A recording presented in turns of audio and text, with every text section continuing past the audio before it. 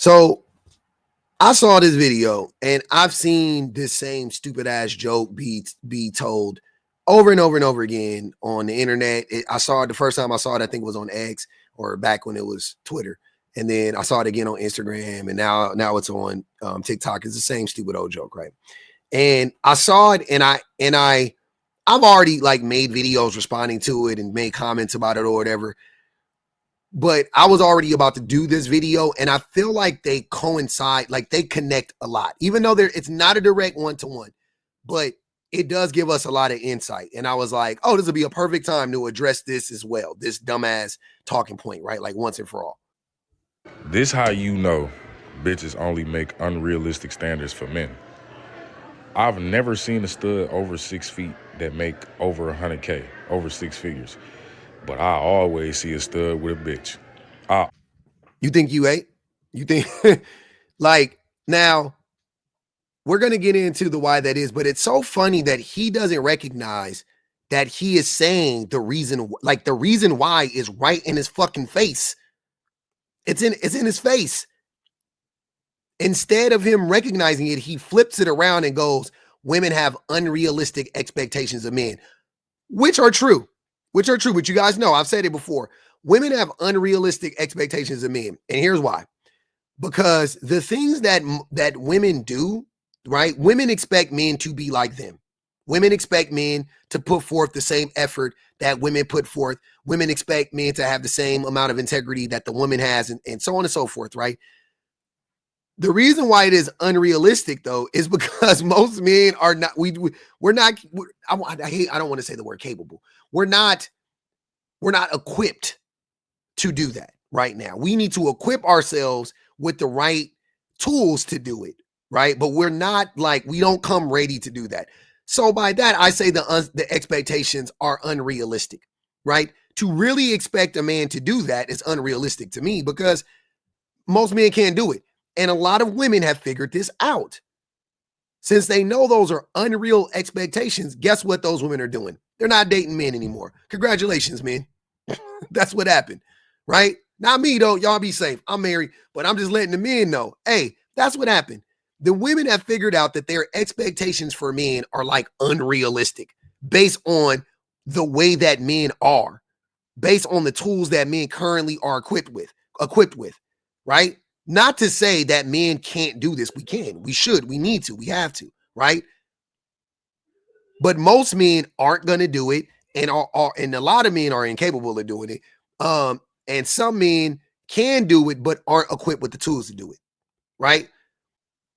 Let's get into why what women actually expect of men.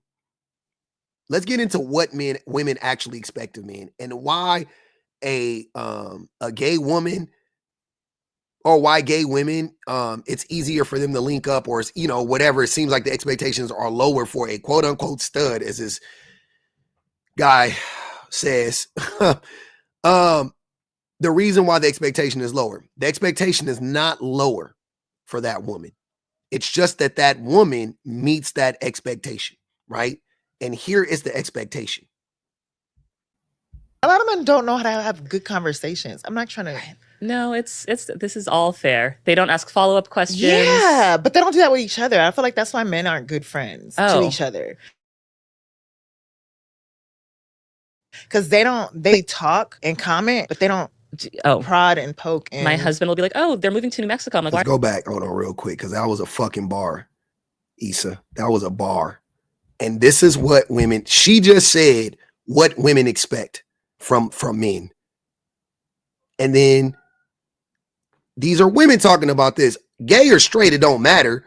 Women are just better friends. Women have in-depth conversations. So she could dress like fucking the Brat. She could look like goddamn Ja Morant. She could look like Manny Fresh for all we care. But she's still a woman. She still has been raised as a girl and a woman, and she has been conditioned to be a certain way by society. And because she was conditioned to be a certain way by society, she is more than likely going to be able to hold a conversation and to be a better friend than men are. That's why. That's the problem, man. That's the problem. Women, you think women want a 6-foot dude that makes 6 figures. You guys keep telling that lie, and then you see a woman. You see women with men that aren't that, first and foremost. They don't got to be a stud, right? But also, you but then to his point, you see women with studs that are like that. Fine. First of all, you're comparing heterosexual women to gay women. Wrong right there off the rip. But I'm even going to play the game though. I'm going to keep playing the game with you. Gay women are still women. Gay or straight, gay women are still women. So gay or straight, they're still women. Women are better friends than men. Women listen better than men. Women care more than men. Women are more empathetic than men. Women are more interesting than men. They're more multifaceted. They have more layers. I won't say they have more layers. They are willing to reveal more layers. They're willing to be more vulnerable. Period. I don't know what to fucking tell you. So exactly what Issa said in that fucking 15-second clip, that's why you will see a woman with a stud that is 5'2", dressed like, looking like Manny Fresh, not making 6 figures, making $45,000 a year, because that woman is still that woman is a good person. That woman listens. That woman is vulnerable. That woman pays attention. That's why. A lot of men don't know how to have good conversations. I'm not trying to. No, this is all fair. They don't ask follow-up questions. Yeah, but they don't do that with each other. I feel like that's why men aren't good friends to each other, because they mostly talk and comment, but they don't prod and poke. And my husband will be like, "Oh, they're moving to New Mexico." I'm like, "Why are they moving?" I don't know. I'm like, I didn't like a huge life change. Like, did you ask any follow-up? We don't want to know anything. We don't want to know anything, right? It absolves us of any emotional labor, which here men are not good at emotional labor. So you have two women, they're both giving each other that, right? You have two men, neither one of them is giving each other that. But then you put a man with a woman, the woman is giving him, doing all this emotional labor. He's doing none of it. Now do you see why she likes the stud? Now do you see? You're not seeing that now? Okay. Are you starting to see the picture kind of come into focus more for you, brother? Pisses me off. Like, literally, I was talking to somebody who was talking about like his friend's marriage just fell apart, and I was like, oh man, why was it like was it another woman? He was like, oh, I didn't ask all that, but he was really sad, and I'm like, what the? This is me. This has been me historically. I'm trying to get better at this. I haven't gotten to. Look, man, I'm trying to be a better friend to my friends. But one thing that I've noticed is that my friends don't really want to have in-depth conversations either. So even though I may ask the question, they don't really want to talk about it. They don't really want to be vulnerable, and they don't want to be honest. I am pretty much checking out from all of my relationships with men, like slowly, like not even intentionally, but just slowly. Like they're just boring. Like men are just boring as fuck. They don't like I want to talk about real shit, and I want to talk about like my life, and I want to share my feelings with them and talk about, you know what I mean? Talk about the things that I talk about online all the time. And like, I want to talk about that in real life. And they just don't want to have that conversation. They don't want to talk about unpacking their misogyny. They don't want to talk about how they can be better people, how they can be better fathers. They don't. They want to talk about topical things. They want to talk about the weather, and the fires are important that are raging in California. Shout out to all my Californians. You know what I'm saying? Let's, you know what I mean? We got to show up for your community and all of that stuff, but they don't want to talk about the in-depth, the things that really, that strike at the center of us. Fuck, you didn't ask anything. His marriage fell apart and you didn't ask any questions. That's crazy. And I can't imagine that. Like I would be at my friend's house, like, that shoulder crying, like all those things. I would have all the details. Yeah, absolutely. Do you watch Love is Blind at all? Girl, this is the last season I will ever watch again in my life. Nah, don't do that, Issa. We watch it. Re-up for us next year. We're going to be back. We're going to be back next year. Love is Blind is crazy. I'm sick. I have a theory about Love is Blind. My theory is that men fall in love on this show so quickly because they're talking for the first time in their life. And listening, and it's like they're like, I feel so close to this person. I'm like, welcome to conversation. But I'm like, men fall in love when they're just talking. And they think that it was the best conversation ever. They're like, oh man, it's so good talking to you. Because you didn't ask me any questions and you're just talking about yourself. That's what's crazy. Damn. That right there was interesting. I don't know this young lady, but I like her. I like the way she thinks. Girl, this is the last season I will ever watch again in my life. Let me hear that again. I'm sick. I have a theory about Love is Blind. My theory is that men fall in love on this show so quickly because they're talking for the first time in their life and listening. And it's like, I feel so close to this person. I'm like, welcome to conversation. But I'm like, men fall in love when they're... Damn, that was really good. That was really, really insightful. And I 100% agree with that. I think it's two reasons why people I don't want to go off into a tangent about Love is Blind or any of these shows, but I think that the real reason, or not the real reason, I think a huge reason is because it's in a controlled environment and you spend a lot of time in a short period of time just like focusing on this one task of like finding this person. So it expedites the process, right? Because think about it in real life. You're texting throughout the day, you're sending 2 or 3 texts or 10 texts or 15 texts throughout the day. I mean, it could take you 3 months to have the same amount of conversations that you had in these pods with these people in fucking 2 days. You know what I'm saying? So I think that leads to it. But also, yes, the depth of the conversations are completely different because you guys aren't looking at each other. There's no sex. There's no, like, you're just talking to one another and, like you're getting to know the other person. So yeah, I think that both of those things combined, I be believing that people be having genuine connections on. I mean, I gotta believe it because look at the outcomes. You look at the outcomes, go look up the people who like are together. Like, so my thing with Love is Blind or any of these shows is this: once they have a baby, it's real. Like if they don't have a kid, if they're together, if they've been married for like 5 or 10 years, okay, cool, right? It's real. But like if it's like year 2 and they're still together, but they don't have a baby, I'm like, good luck to them. I hope they make it. You know what I'm saying? But like, yeah, if they're in year like 2 or 3 and they're married and they got a baby on the way, I'm like, all right, yeah, they really found their person for sure. I'm not sure how many years into marriage it was when I discovered that like women and wives talk about everything, and realizing that my default response to that was that's not appropriate, right? Like there's certain things that happen in our household, in our relationship that I don't want to go to anybody else. But upon further reflection, my resistance to that level of intimacy wasn't about some sense of privacy being violated. It was really this idea at its core that I would not be able as a man to share the same type of information in friendship. And that turns out not to be true. It is available, but we weren't told that it was. And I do think that as men, sometimes we lack imagination. I call us track animals sometimes. Like you put us on a track and we will just keep going down that track until that track either ends or somebody literally picks us up and puts us down on another track. Mm-hmm. And is that fair? No.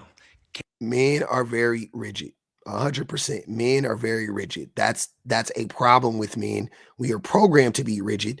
And a reason why we are programmed to be rigid and a reason why we are programmed to not have an imagination is because if you have an imagination and if you can have critical thinking and if you can think outside the lines and you can, what's the word I'm looking for? Not eclectic. You guys know the word is on the tip of my tongue, but if you can have these different types of thoughts, hold on, this is going to kill me. I got to find abstract. That's the thought.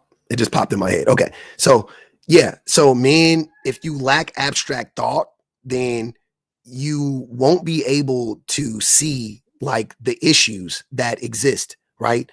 And you won't be able to see the issues that you are a part of, that you perpetuate, the problems that you perpetuate, right? Because you will just see the world like in black and white. So yeah, men are programmed to lack critical thinking, to lack abstract thought. That's like a part of our programming for sure. Because imagine if men were more creative. Imagine if men weren't so rigid in our thought, right? It'll be way easier let me finish the thought. It will be way easier for us to understand oppression, right? But when you talk to men about oppression, especially like the oppression from men to women, you can there's like a point that a man like can't, like it's like, I can go no further than this. That's what it feels like talking to men. It's like they just get to a place. They're like, nope, this is where my imagination ends. I can't see anything beyond this. And then that's when those men, you'll hear those men, their reflex will be, oh, can you cite a study? Can you give me a source or something like that? And I'm like, why do I need to give you a source for something this obvious? You know what I'm saying? Like, what the fuck are you talking? What source do I need? Like, and also that's not like, they don't understand that that's not how it works. Like, every time a man asks me for a study, I know that they lack creative thinking and they lack abstract thought, because I'm trying to tell them, like today I was discussing this with the man and I was like, look, man, men are responsible for the vast majority of divorces, right? And he was like, how so? And I gave him my reasons, or it was like 4 pillars of like how men fuck it up. So infidelity, financial abuse, emotional abuse, physical abuse. Those 4 things responsible for the vast majority of divorces, right? Cool. So he's like, oh, can you cite a source? And I'm like, there is no study that would tie all of those things in together, right? But there is a study that there are studies done on infidelity, right? And polls, I guess it would be more like a poll with infidelity. There are polls done on infidelity that show that men cheat significantly more than women, right? I know they say married men cheat like 10% more than women. Men cheat more than women, I think significantly more, right? Now, you talk about physical abuse. It's not close. The vast majority of physical abuse will be perpetuated by men versus women and children. By men versus women and children. Vast majority, right? Not even close. There is a different study for all of these things that break down all of these things. If you lack abstract thought, you are looking for this like silver, this like magic bullet that's going to like paint this whole picture for you, because that's how you need it to be presented to you. You need it to be presented on a silver platter. If I'm asking you to pull all of these thoughts together, right? Most men can't do it. They can't do it. So when you have these discussions with men, you end up bumping into this wall of resistance, because they're like, what? What do you mean? What are you talking about? Where's the study? And I'm like, okay, there is a study that says this. And they're like, okay, but that only proves that. And I'm like, okay, here we go. Like, you know what I'm saying? Like, or we could just use our critical thinking and say, okay, so if men are more likely to do this, if men are more likely to do that, and if men are more likely to do this, then wouldn't that lead you to believe that they would be responsible for X, Y, and Z? Brain malfunction, shutdown. Like, what the fuck, bro? This shit's not rocket science. On another track. And is that fair? No. Can we grow beyond it? Yes. Yep. And so I think that when we're talking about this dynamic here, where women, wives, girlfriends are their truest, happiest self, not in that dyad with their intimate partner, with their lover, with their husband, with their boyfriend, that sometimes we see that as men and we get jealous because we don't think that we really can have that. And we think that our only point of access, our only key to even that possibility is you. And that is a limitation of our own self-perception, but it's also like a testament to how beautiful it is that you all are able to build such wonderful friendships. The way that you all embrace each other so freely, the laughter, the intimacy, the ability to be your authentic self, and then have somebody else welcome that. Women can have physical intimacy with one another and it not be sexual at all. Like, women can hold each other like closely at night. Women can cuddle.